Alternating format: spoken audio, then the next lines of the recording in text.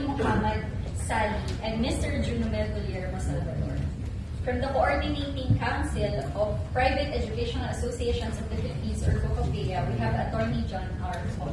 Mr. Chair, we are still waiting for the representative of the Philippine Public School Teachers Association, or PPSTA, and the Counseling Association Incorporated, or teachers. Magandang hapon mga kapatid. Ako po si Mean Los Baños, ang Senate Beat Reporter ng News 5. So, yung natunghayan natin kanina, nagsisimula na yung pagdinig ng Senate Committee on Basic Education kaugnay sa sunod-sunod na insidente ng bullying sa iba't ibang paaralan dito sa bansa.